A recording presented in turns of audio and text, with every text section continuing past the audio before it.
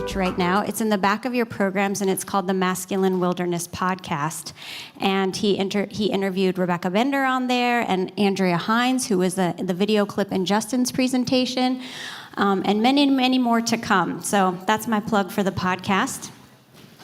It's actually Tom's podcast. I just do the behind-the-scene nerdy stuff, yeah. Anyway, so Tom's going to moderate today because he knows this issue deeply, and he knows these presenters deeply, and there isn't a better person for the job. And Tom's going to be presenting tomorrow on raising safe sons. So definitely don't miss that. So without further ado, now I'm going to introduce Tom again, who's going to introduce all the panel again. So. Do I need to introduce him again? All right. Thank you. Before we get to the questions, and I have some questions that just have come to mind listening to all of them share today. But before we do that, I want to do a public service announcement for these people and anybody else that you'll see stand up here, anybody else that does this kind of work, okay? The announcement is this. Well, before I give the announcement, let me set this up a little bit more. How many of you ever gone to a party? Right? Okay, good. It's a good sign. When you go to a party, especially if you don't know anybody, like what's one of the very earliest parts of the conversation? What do you do? So now imagine these folks going to a party and getting asked that question. Or Thanksgiving, or Christmas, or yeah. So here's my public service announcement. It's really just more of a request. Invite them to a party, okay? And if they don't want to talk, they don't have to talk, but just invite them to a party, okay? And anybody else that you see up here that you know is doing this work, I think I've heard everybody today that's shared allude to this, that this is really, really hard work to do, and we have to do it in community. So just remember that as we go through this time, okay? All right, this concludes my public service announcement. I have some questions that I'm hoping, I'm going to presume a little bit, but I'm hoping that these questions will be similar to ones maybe that are rattling around in your head as you've listened to and have been processing the things that have been shared. So I have a couple of general questions that anybody is free to answer. And then I have some more targeted questions for all of you as individuals, but even that, like Justin, if I ask you a question and anybody else has something to add, by all means do that, okay? Let's get this one out of the way first. With respect to this issue of sexual exploitation, what would you say are some of the most persistent myths that exist, and why are they so hard to kind of get rid of? What are the things that create barriers in your work? So that's to anybody, whoever wants to jump in. I got it. When talking about barriers in work, the biggest barrier that I have is that for the demographic that I work with, and not saying that I don't work with more, but the primary individuals I work with are from who have been sex trafficked, although there's familial trafficking that's prevalent in Humboldt County. I just don't work with them significantly, and that is this, that 80% of the individuals who are being trafficked don't even know that they're being trafficked. Mm-hmm. They feel like and I'm speaking from experience, my picker was broke. My picker was broken men, and it was all my fault, right? And the biggest other myth is, or the biggest other barrier is that 90% of the time, these individuals 100% believe that they're in love, and so therefore their loyalty lies with the individual that they love. Those are the two barriers I run across.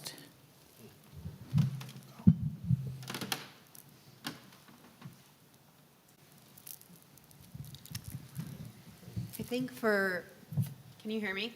I think with familial trafficking, it's for one that it's often not included in events like this. So when people talk about sex trafficking, they're solely talking about pimp control trafficking. You're missing a huge demographic of folks who can always feel invisible. And then if somebody is identified, there's a huge barrier to be able to get care, like whether that's a safe home or therapeutic services or any type, or feeling like they belong in a survivor space even, because there's been protocol set up for how we know somebody is trafficked and how they fit the federal definition, or the safe home's only for XYZ, and they often aren't included in that or accepted in those populations. And so we just have to, like I wrote something in the TIP report last year about not having a singular narrative, that human trafficking isn't a singular narrative. It's not only an 18-year-old girl or female who meets an older guy. With the adult population of familial trafficking, there's also a lot of folks in the LGBTQ community. So we have to understand that it's not even just one gender. Everything is very gendered in this conversation, and a lot of folks like that. So, then when we talk about that population, is there even access to a safe home for an LGBTQ individual, or especially a male? There's a male survivor who reached out to me through Instagram, and I was trying to find him. There was like a safe home, and without being in a DB shelter, there was literally one male safe home. So that, I could go on, but that I will not. That's so well said. Yeah, I'm curious then, like for the folks on either end of this, like from a community engagement, service provision, and specifically from engaging men, what are the really tamper-resistant myths that you guys encounter? I can go first if you want. I think as I'm listening to these incredible people talk, I think one of the things that comes to mind is my first interaction with a survivor in this work, specifically with Community Works, ended up being a female who I initially had identified as being a survivor of trafficking.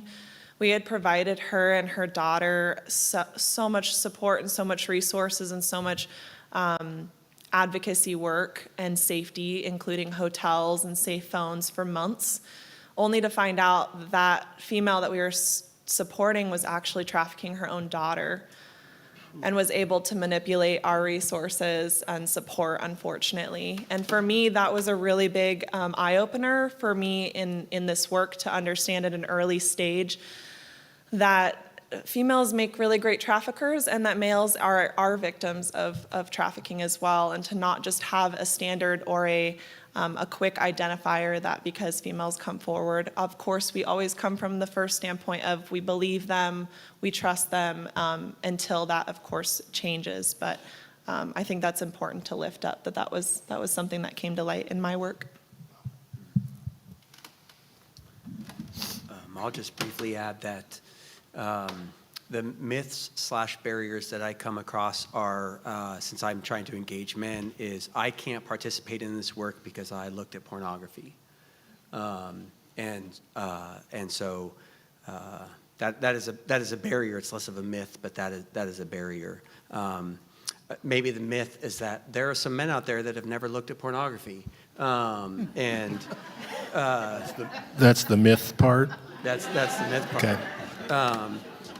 Or that, like, well, there's a type of person that looks at pornography, and so therefore that's the type of person that is a sex buyer. So, but also, and kind of like what I was referencing earlier, is that the problem's just too big. It's just too old. It's too big. We'll never fix it. So, why try? And I think that that's an absolute myth. I think that it is fixable. I would agree with that. That's a myth that is also a very convenient barrier. It's like, well, can't do anything about it. kind of in the same like high level view from each of your unique perspectives that you've spoken from today, what do you see on the kind of the wider landscape, either issues or trends in this work that needs more attention that it's not currently getting? What are some things that people aren't talking about enough in this work? I think people are scared to use the word trafficking. I think people, when trafficking comes to their mind, it brings a lot of myths and what the media has unfortunately portrayed it to be for a really long time.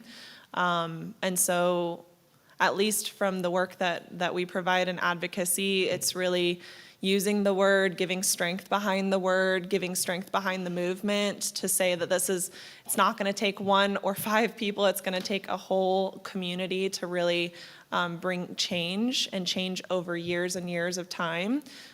So just, I think one thing that I would really love to see change is people feeling more comfortable with the word trafficking. Domestic violence took a really long time. People admitting to go to therapy took a really long time for people to come forward and say without being criticized or looked at weirdly. And I think that trafficking still needs that from the community. Demand. Yep. In a word? I'll add, so there's a lot of trends in the movement, I would say, but I would say like something that, can you repeat your question? I'm sorry, I lost my train of thought. Just briefly. What is not being talked about that What needs is to be not being talked talked about? about? The long-term health and mental health effects of being exploited, like for especially a long period of time, that, a lot of safe homes are like 6 months, or at the longest one I know of is 2 years. And so what, if you went through this, you would not be okay in 6 months.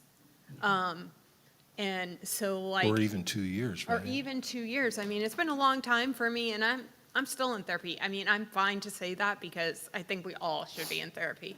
But, Absolutely. But like, and the other thing I'll add is having cost-effective or even freely available therapeutic services and healthcare services for like when the trauma resides in your body for a long time. Sometimes the effects of that don't come out immediately. You might have had a broken leg or knocked out tooth or other major health consequences, but sometimes those health consequences don't present in your body till much later in life. And then do we have time and care and support and trauma-informed medical care that you're not asked how many sexual partners you've had every time you go into the doctor, to be able to feel like you can walk through that door of that clinic. And I will add, especially dental offices can be hugely traumatic for survivors. And so do we have trauma-informed dentists? So many more things. Kind of piggybacking on that, and it's actually, Rosa, more just for you because this is our host community for this event, but what do you see that are perhaps unrecognized strengths and possibly weaknesses in smaller communities responding to this issue? What are some things, both strengths and areas of growth that you see in smaller, more widespread, more rural communities? That's a really good question, Tom. Thank you, Rosa. Gosh. Oh, gosh. I feel like our strengths, really, especially talking about our community, is like you all being here. Every training that I've had the opportunity to provide in Jackson County, I always feel like I leave those trainings feeling more empowered by the audiences, more so than anything else that I'm doing in this work. So to see that enthusiasm behind the movement and what can I do and what happens when I see someone, how can I intervene, I really want to help. I think that is our strength. I think we all, like Justin had, no one rose their hands when they don't want this to continue happening, or they do want it. I forget, that's like a redundant question. Yeah. I said that wrong. But that situation really shows that we all simply want change. We want people to not have to walk a life of exploitation.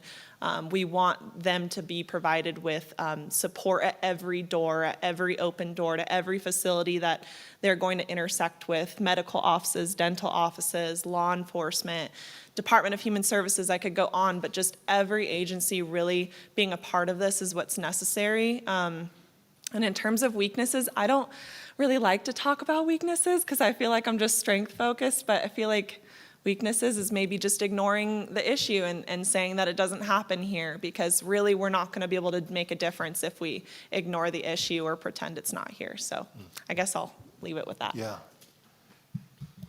Tina, I'm curious if from a small, Thank yeah. you. Over here somewhere.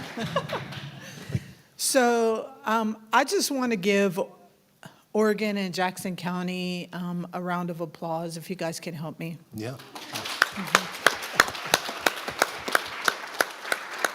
I say that because being in California, like I was sharing with Tom, like I have heard Epic Project Ring. I have heard the things that are being done in Oregon, down in California.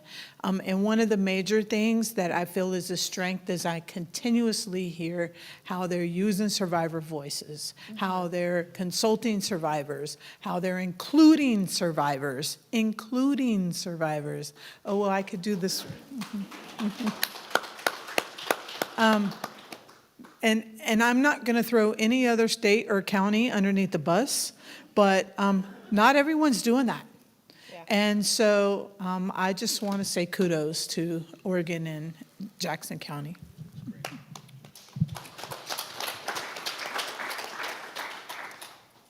This is, like I said, this is just hard work. It's difficult. It can be discouraging and demoralizing at times. I'm curious. I want to start with you, Justin, and then anybody else who wants to jump in. But for you, and you can answer this more personally or more generally. But like, what kind of toll has this work taken on you, or if you would presume to speak or dare to speak for the volunteers as well? Like how has this affected the men that are kind of in the trenches with us? What do you see?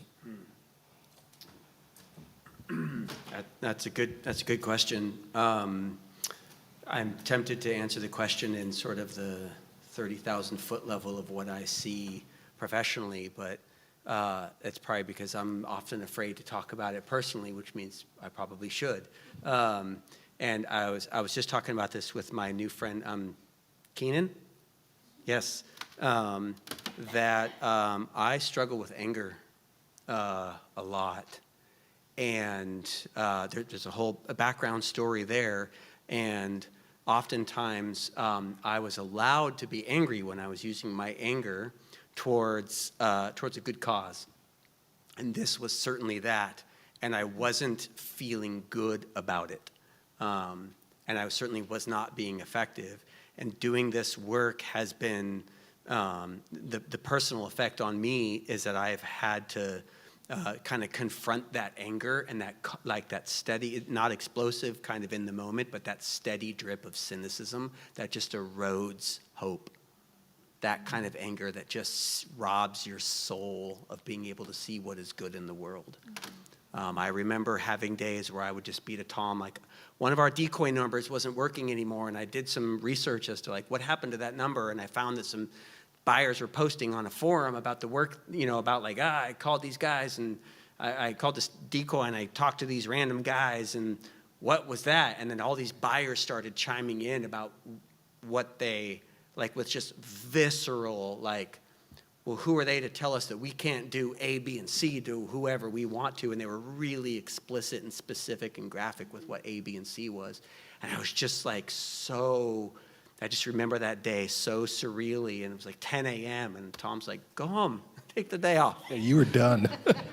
And so I just think that, so what I can say, and be interesting to hear from Isaac and Curtis and even Alex, what their personal experience has been, but I hear the guys saying that they too are having these really personal reconciliations of some sort. Personal reconciliation with their own history of sexual exploitation, personal reconciliation with their own history as a parent, personal reconciliation with their own history of being exploited, so much personal reconciliation. And so it's sort of we always say that like you can never do demand disruption work alone. And maybe it's the same with victim work, but yeah, the guys are having very personal disruptions that are, for those of you that are Ted Lasso fans, when Sharon says, Ted, the truth will set you free, but first it will piss you off. That has been my experience doing this work. Thanks, man. Anybody else? So I can't speak to the demand side or men, but I can tell you that this is a personal how doing this work has affected me. How many are parents in here?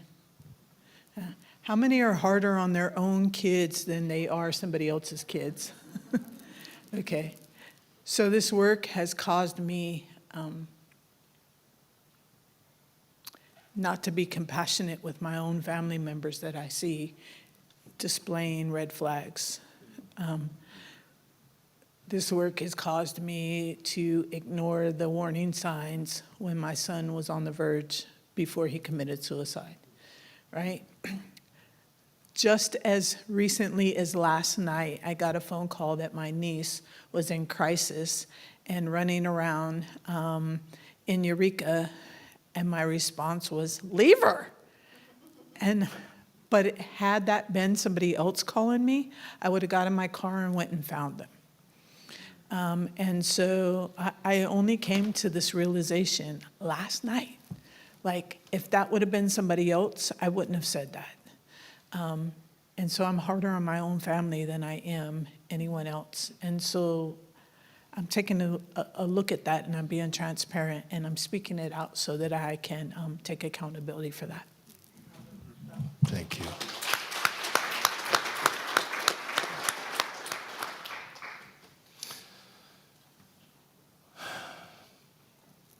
Tina, I want to come back to you.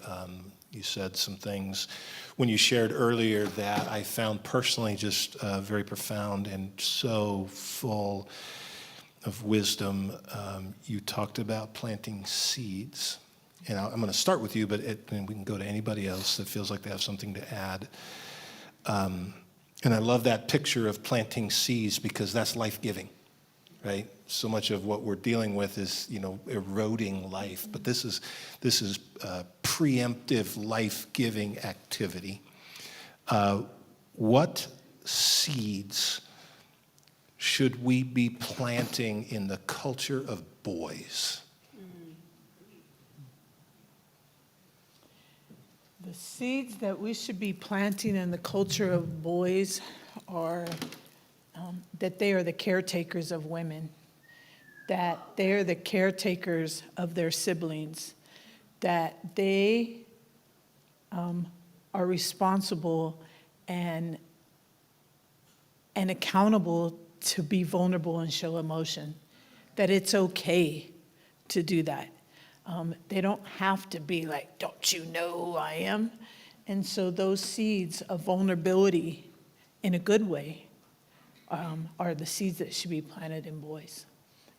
The seeds that they need to take care of their land, of the people in which are closest to them, whether those caretakers don't always have to be family, but maybe it's the land, it's stuff that can be a legacy.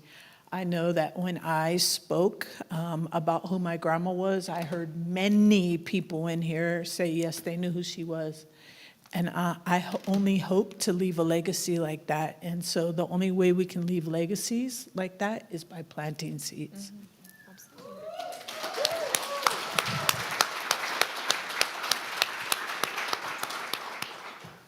Please, somebody else take a go at that. So good. I got more. Go ahead. You. I think too, it's like from an early age, teaching kids like that they need to take care of their own heart and their own big feelings, but also having a sense of treating each other with respect and kindness and dignity. I mean, honestly, I think if kids even in preschool could understand that, and if we're going to treat people with respect, kindness, care, dignity, if they learn that, then we won't grow up to be people who buy other people, because that treats people as a product and not as a person. And if we're treating people with care, respect, dignity, and if our teachers instill that, if our parents instill that, if everyone instill that in kids, then that if you view people with those things, and you're not going to turn around and see them the goal would be that you wouldn't turn around and buy them. That's great. Can I double dip? Double dip. Go for it. Shoot, now I got old timers. I just forgot what I was going to say. Oh no, old timers. Just jump in again whenever. All right, if I remember it. Well, so Tina, you talked about planting seeds, but there are actually two things you said that really tweaked my ears. That was the first one. The second one was, and I've never heard in this kind of a setting someone speaking from a survivor lens use the R word. You said rescue, and I was always taught that that's not the best language to use, but I'm going to use it, but I'm going to address it to a different population. Justin, I want you to start, but again, anyone else that wants to pile on, please do so. The question is, from what do men need to be rescued? Oh, wow. I love this question.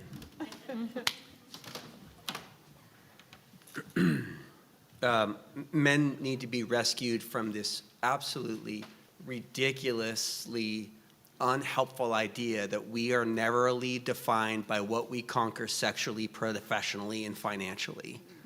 And stupid stuff like how big our truck is, or how green our lawn is, or like that these are somehow definable core elements of who we are as a human being. We need to be rescued from that just absurdity and the restrictiveness, and rescued from this. This is another myth, men have 2 emotions or 3 emotions, like angry, horny, and hungry, rescued from these ideas that we somehow don't have these things that are very, very real. But we do have them, but we're not supposed to have them, so we do stupid stuff because we don't know what to do with this thing we're not supposed to have, right? We need to be rescued from that. And I would just add one more, we need to be rescued from the idea that when we finally do realize we have those things, we can't talk to anybody about it. Guys, talk to each other about your stuff. Get vulnerable. And vulnerable doesn't mean tell the world all your skeletons in the closet. Vulnerable just means tell people what's going on and ask for help. Just talk about stuff. I think to piggyback on what Justin said, unfortunately, youth, young boys and young girls today are motivated by what they see on social media. And so how many likes can I get? How many views can I get? And if we can plant seeds, but also rescue these young people from thinking that the life that they see on social media is reality, because it's not. And so if we could rescue especially young boys, like, how many likes can I get? How many views? Oh, she liked my picture. All of that stuff. Like, it's not reality. If you see a guy that is flashing, I always tell these young people, you see that guy flashing his watch? I use this in one of my trainings. I say, yeah, it's fake. Yeah. No, I know it's not. Well, then I end up pulling the watch out. I have brought the watch out and said, see, this is the same watch, right? And I do that just because I'm trying to teach young people that social media is not real. It's not reality. People are going to post their best face on social media. My relative just taught me, I'm kind of pale native, right? And so my relative just showed me how to use a little color filter so I look right? And the truth is, it's not real.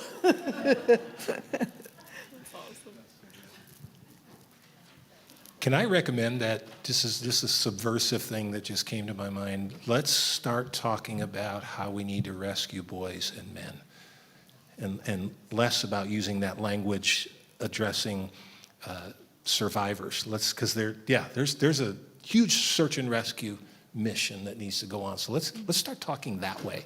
And then we can say, 10 years from now, when we really turn this thing around, you heard it here first. It started right in this room.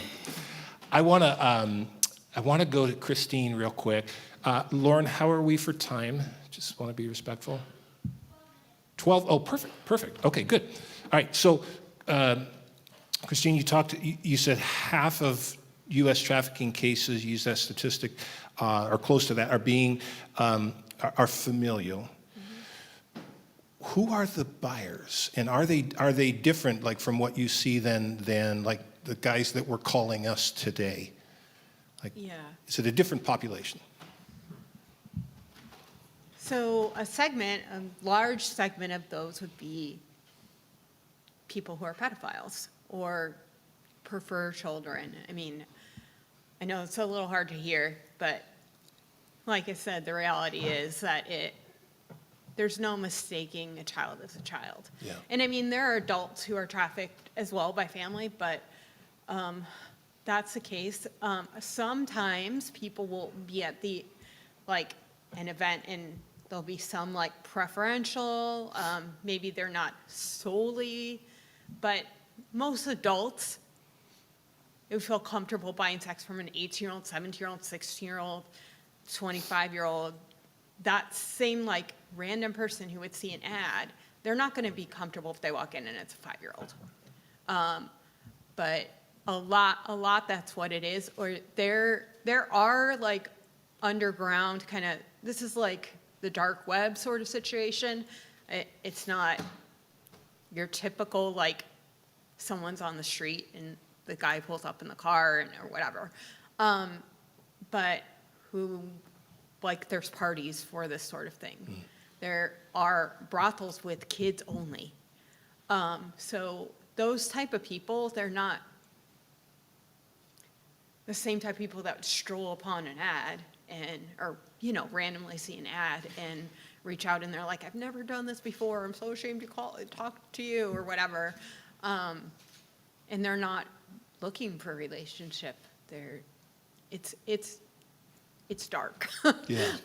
It's kind of, yeah. And So it wouldn't be the bachelor party guys necessarily. Not necessarily. Yeah. I mean, it's possible, but not necessarily, I Yeah. wouldn't say. Yeah. I had one interaction when early in years we were doing the patrols where a guy texted in and I was, I had kind of identified myself as not a woman, and he got pissed and wanted to fight, threatened to kill. This was all through text, and he, when he saw that I wasn't, kind of budging, he shifted gears and started talking explicitly about how he especially loved, targeting kids. And it was the one time in my experience where I've had that, and it felt very different. It was a very different kind of conversation. And I think it's important to delineate this. It's wrong all the way across the board, but it is a different subset of buyers for sure. I have I have two things for each of you as we kind of wrap this up. I'm going to ask you a question, and then unless you're all talked out, I know Justin isn't because I know him well, but I want to give all of you a last word, and then we'll kind of wrap things up for the day. But the question is, from your specific lane, the work that you do right now, what would be the biggest win you could imagine? We'll start there. I'll go first. Go. I'll go first.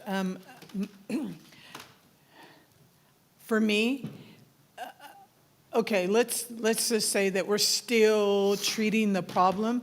We need more beds. We need more houses. Like, that's the biggest issue that we have. I get it, we're all doing our part, but until, like, we have combated this issue 100%, we need more beds. We need more houses. And so if that means that a specific individual, they can't be too square, but a specific individual wants to donate their extra room in their house, specifically for transition for this individual until they can find a long-term bed, we need to start having underground beds. Because right now, we don't have big beds, we don't have big agencies, and we're constantly trying to find somewhere and right now, there's nowhere. Like, every now and then you find some beds here or a bed there, and you could keep a resource list, but if that bed is available today, 9 times out of 10, 6 hours from now, it's no longer available. Even an hour from now. Yeah. Yeah. I will definitely hop on that bandwagon a little bit. I feel like a big solution is going to be if the 30 clients that are on my current caseload right now that I've been providing advocacy services for anywhere from the 2 years that I've been in this current role to the week that I just got them, I would love to see them all be housed and have them all have stability in that way, residential stability, because like I had mentioned during my presentation, a lot of the mental processing a survivor is going to be able to actually unpack is only going to happen when they have a safe place to do so, a safe place to land. And then additionally, once they've received that housing resource, to have the systems in place to be able to really wrap around that individual and provide them with numerous amounts of support, because I used to have a supervisor who would always coin the phrase, like, you can't be the only person in that survivor's life because you could get hit by a bus tomorrow. And I know that's kind of dark, but I use that because really it empowers me to empower my clients and survivors to really try to find connections other than just me. Yes, I think I'm pretty cool. My mom thinks I'm pretty cool. I feel like I provide really great advocacy services, but we really want that person to be surrounded by people who they can trust, people who they can go to, people who are maybe 24/7 responding services, because this isn't something that happens Monday through Friday, 8 a.m. to 4 p.m. This is happening all the time. So 24/7 services I'll add on as well. Thank you. Great. 2 more big wins.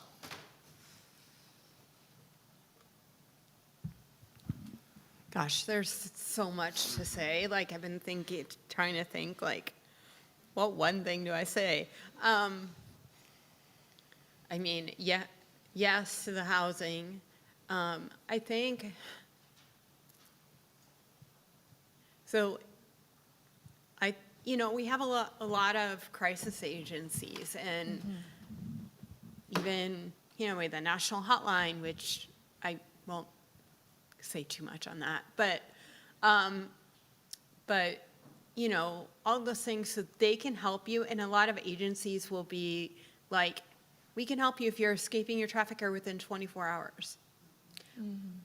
Well, that's all well and good and needed. I worked in an agency that they would provide the emergency housing if that 24 to 48 hours they were escaping. But most familial trafficking survivors are not fleeing their trafficker that night or that day. They can be, but the majority are not. And they, a lot of people have dissociation and blot things out. So I think like if I had one huge win, I feel like everyone that has survived familial trafficking should be able to get just full disability benefits and not have to work unless they choose to work and have housing. Because so many people have been trafficked for 10 plus years, 10, 15, even longer. And so that takes a whole toll on your health, on your mental health, on, all of those things. And the other thing I would add would be, like, and I mentioned this, but I can't not mention it, is because it can be so isolating to have disconnected from your family. Then it's like Christmas comes and who are you with on Christmas? Or even you want to go out to coffee with somebody, like, to have those friendships and relationships in the community. Like, honestly, you guys are the key to, and in every community there needs to be good friendships, relationships, helping people understand how to make those connections.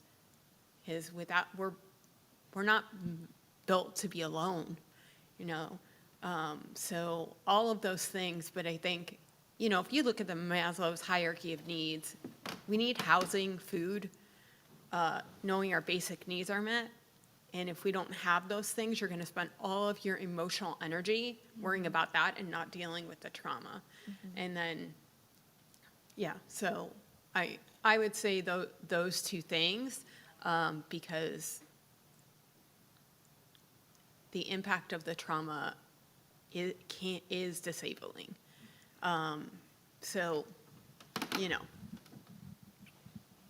Thanks, Christine. This is a really hard question to answer, and so I have so many wins that I would love to see materialize, ranging from programmatic things to big cultural narratives around the world. So no matter what I say, it's going to feel incomplete to me. So I've accepted this. I'm pre-accepting my disappointment. And knowing that you'll only let me say one. So I'm gonna. What came to me is this idea that, like, I love that Epic is this unique organization of men who are doing active things in the demand space. I would love to stop telling people that we are a unique organization. I would love to get a flyer of some conference that isn't an anti-trafficking conference that might have a speaker about demand. I want to receive a flyer of a conference that is about demand, and it has 1,000 people attend it. They had it in one place, but they had to get a new place because so many people registered for it. And the focus is on demand, and 75% of the people there are men. Yeah. And multiple organizations at this conference walk away with new $1 million funders to focus on demand. And not because every nonprofit needs money, but because we have to find a way for there to be more support. Talking about demand can't be that nice party trick. It can't be that thing that we all say when we start talking about demand. It's got to get real. People have got to get behind it in a very real way. So it seems really weird to say I want a conference as the thing that I want is the That's win. all he wants. But I want a conference with 1,000 people there, and the majority of them are men. Yeah, thank you. Yeah.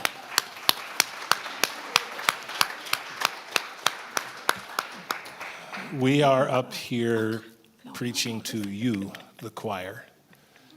You guys showed up, you step up, you're here to learn, and we are very, very grateful for that. So the last assignment I have for all of you, I'm going to go a little church on you. In my tradition growing up, we always, they always said the benediction at the end. And all that really is in this setting is a word of gratitude or encouragement that is spoken to the people in the audience. So I want to ask each of you for a word of gratitude or a word of encouragement for the people that show up.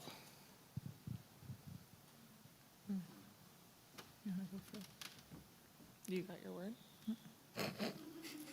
I do, but You do? Go ahead. first. No, you go first. all right. Jeez, here we go. No, you.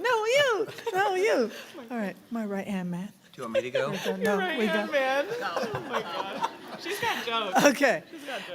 So this is not anything that I was brilliant enough to think of.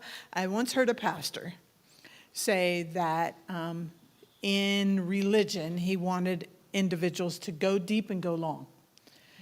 I want to tell you, in this work, I challenge you to be seed planters and go deep, but go long. Like, you're going to plant those seeds deep enough that they're going to sprout, but you're going to go long. And the reason is because here's the deal. This pastor talked about an individual who was being trafficked that he worked with over and over and over again. She stole from him. She lied to him. She wrecked his car, him and his wife's car, right? Like, constantly they were spending money on her, putting her in apartments. She would blow it. She'd get arrested, just wouldn't follow through. And like, this had been going on for years, right? And so after about, I want to say 15 years, she gave him a call and she said, I'm finally doing something. He was like, okay, I'll meet you with coffee. And she said, no, not yet. She said, I want to be able to show you something. I'll call you later. And so it was a couple of years later that she finally called him. He knew that something must be going on because she had stopped calling him every couple of weeks asking for help, right? And she wasn't in jail or whatever. Anyway, to make a long story short, at about year 20, maybe it was 17, 18, something like that, but around 20, he met up. She had a car. She had a business.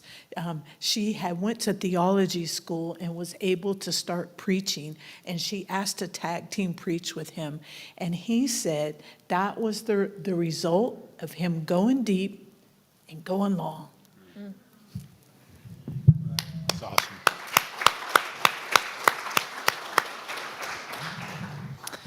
All right, you've inspired me several times today. Okay.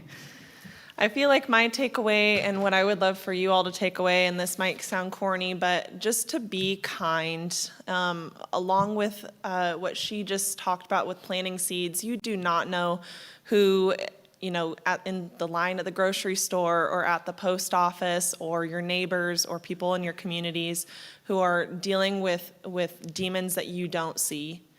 And I think if we are all a lot more kind to people, I hear from a lot of the survivors that I serve that it can take literally one person in their life seeing them and showing them kindness and compassion for them to recognize that they are worth so much. They are worth so much. We know that abusers put a lot of narratives in survivors' heads that they are worthless, that they are nothing. And I think that if we can all do our part in every facet of the community to just undo that even a little bit, that can cause a huge ripple effect over a long period of time. So that is my message to you all today, is just to be kind in your day-to-day and show a little bit of kindness to people. Thanks, Rosa. Yeah.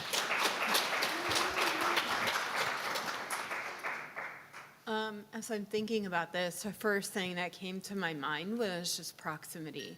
There are so many survivors that report like one person made the difference in their life, and that led to other people. So you don't have to be like a CEO or something, or I always go to rocket science. I don't know why, but you don't have to like be, have all these advanced degrees or anything. Just simply be a good person and a good neighbor to the folks around you. Mm-hmm.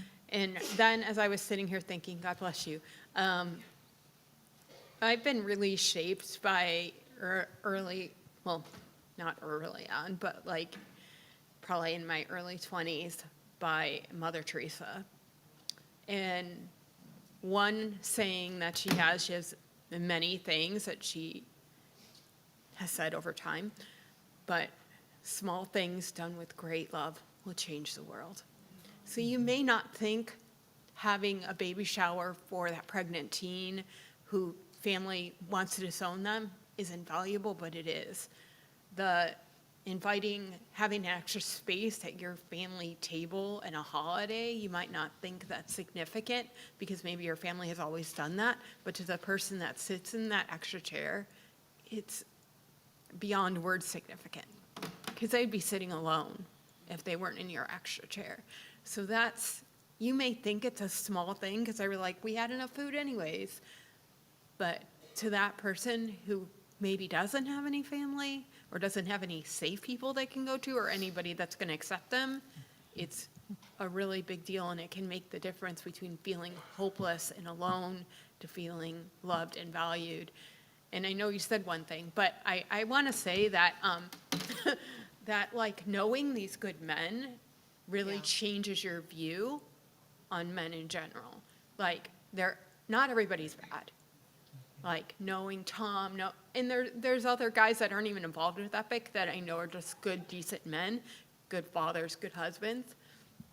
And that really shapes your view. If you can just be a good person, it can really change a trajectory for someone that's even currently being exploited, you know? So anyways, that was way too much talking. I know, sorry, guilty.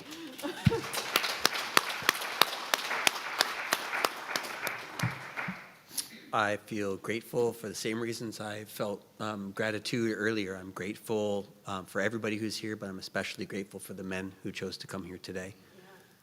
And my encouragement is for them. Guys, I would love for you to consider what is something that you've maybe been holding on really tightly to, that you think of as a core identity for who you are, and just get curious about whether it really is a core piece of your identity. And see what happens when you get curious about that. Thank you. Thank you. Every element of what we're doing together has been carefully curated by people who care about this community, by people who care about you. And so these last couple pieces fall into that category as well. Want to bring up Lisa Manyon to give us some guidance on something that is called self-care. And it's been my experience in groups like this that women get that, even innately, like we understand what that is. Our culture doesn't teach that as consistently to men. But I do want to say that self-care is for men as well. So guys, this is for you as well. So I can't, where is it? Oh, there she is, right there. You are dismissed. That's what you say in church. These guys are dismissed. You're still here. Hello, everyone. This is actually all about you. I'm really delighted to be here and to see everyone here today. And as mentioned, I'm going to talk a little bit about self-care for disruptors. And that's what all of us are today, right? And we have gone through and heard some pretty heavy things today. There are a lot of things happening in our world that sometimes feel out of our control. And we cannot pour from an empty cup. So we're going to pour a little bit into you today for being here because it's so important to take care of ourselves. And I love that Tom mentioned that men don't often get the opportunity to really dive into self-care. They're thrown into all these other identities. So this is for everyone. And while we cannot pour into an empty cup, we can certainly find ways that we can fill ourselves up, right? And with everyone being here together today, we've all been touched by trauma, abuse, addiction, something like that, either personally or peripherally. So it could be our family, coworkers. The world can be a challenging place. But by coming together as a community and to look at this important work and this important topic, we are taking good care of not only ourselves, but of our communities. And it reminds me of, it's a Japanese word called kintsugi.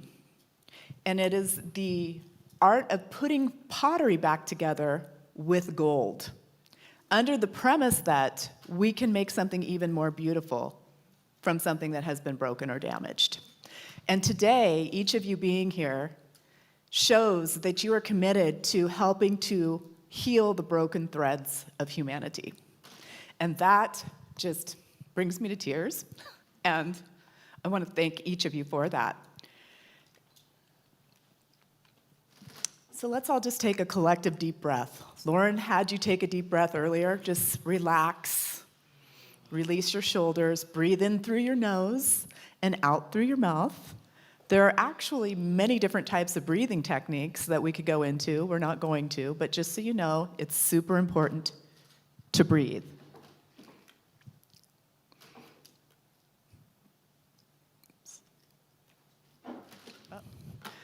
Well, they're getting ready to go to the next slide. What I do know is that you're going to need your journal for all of this, because we're going to walk through, just first of all, we're going to walk through some ideas of how we can actually take really good care of ourselves.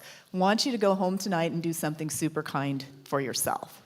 We're going to talk about some things that you can consider that are nice self-care tools. And one of them is music. Music is proven to be extremely therapeutic. So maybe listen to one of your favorite songs. Maybe play a song. You could be a rock star. I don't know. We have so much talent in this room.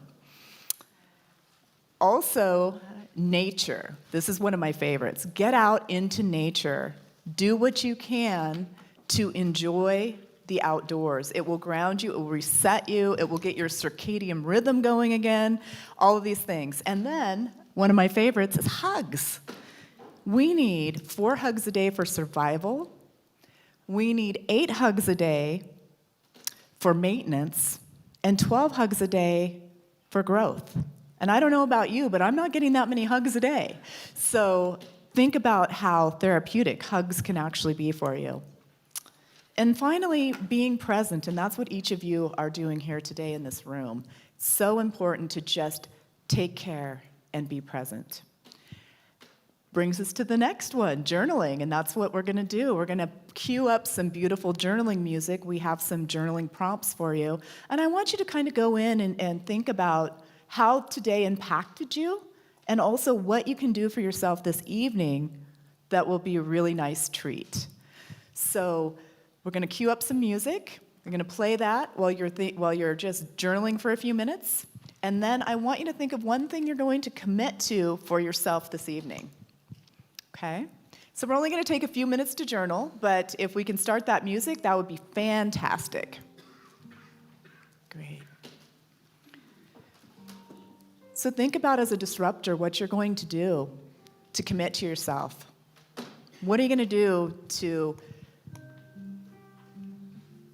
for yourself tonight, but long term, right? Not just in the interim, not just tonight I'm going to do one nice thing for myself and I'm good. How can we incorporate this into our daily lives? How can we make this happen? Okay, we're going to wrap up the journaling for today, but hopefully you've jotted down some of these prompts. And one of the things that I'd love to do just real quickly, we're going to take a quick minute to do this.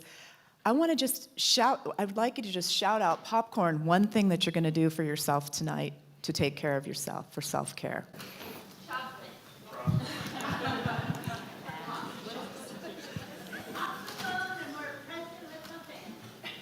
I love it. I love it. Start the gratitude journal at the end. Fantastic. Super fantastic. So there's so many things that we can do. People shouting out have given you ideas, and there's many, many other ideas, and we have something kind of special for you as well. One of the reasons that I'm talking to you about self-care, you might be curious about that. You can find out more information in the program, but I wrote a book, which is my love letter to humanity, and it is called Spiritual Sugar, The Divine Ingredients to Heal Yourself with Love. I'm a cancer thriver, so I had to learn by default about self-care. And Tina, who has inspired me throughout the day, said, "Hey, how do I get a copy of your book?" And I said, "Well, we've got a surprise for you." So I held one aside to give to Tina, which I'm going to give to her when we're done here. But I wanted to say something about the connections between everyone in our community. So Tina comes from Humboldt County, and that's where I grew up. So seeing her here and seeing that represented in the good work that she's doing in an area where I grew up, where I know there needs to be a lot of attention and care, just really touches me. So thank you, Tina, and I've got a book for you. Now, for everyone else, we've got 99 more books, thanks to my dear friends.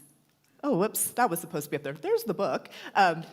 Thanks to my dear friends at Deer Creek Vineyards who live in Selma, and the vineyard is near Selma, which is actually right down the road from where Rebecca grew up in Cave Junction. So as we're looking at how the tapestry is all being woven together by all of the different people that came together in this room, you're a part of that, and you never know who you're going to touch or how you're going to touch that. So big thank you to the Hesters for their generosity. What we're going to do with the books, as soon as we're complete and Lauren has finished up with all of her beautiful closing words, they're out on the table where the lanyards were. So you're welcome to take one. It's our gift to you so that you can dive even deeper into self-care. There's over 30 different ideas for self-care. There's a lot more in there too. And I just want to encourage you to go deeper into that. And it's interesting because I originally wrote this book with women in mind.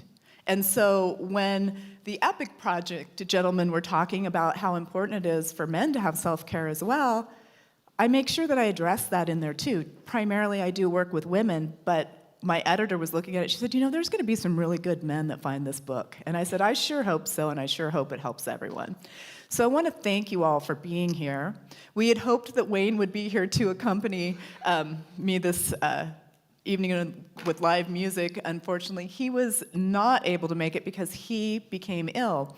But he's another good man doing great work, so I just want to give him a shout out. And I want to thank each of you for being here and for doing everything that you do in the community or that you're going to do. And it was very important for us to have a give for you because tomorrow we're going to have an ask. So bring your journal back. We'll have some more activities, and we'll have opportunities for you to get involved in some way to help many of these amazing organizations that give tirelessly of their time and their resources and everything else, energy, all of it. So I'm just going to wrap it up a little bit early and have Lauren come up and share a little bit more with you. And I do want to say that Lauren is so impressive. The minute I heard of everything that she was doing and her story that you will hear more of tomorrow, riding her motorcycle across the country, she's just amazing. And I adore her. And thank you all for being here. We're going to hand it over to Lauren. And remember to stop by where the lanyards were once we're complete and get your copy of the book. Thank you, Lisa. Show them how to do some self-care. Thank you, Lisa. I hope you guys all commit to your self-care tonight and make it happen. We're going to check in with you tomorrow.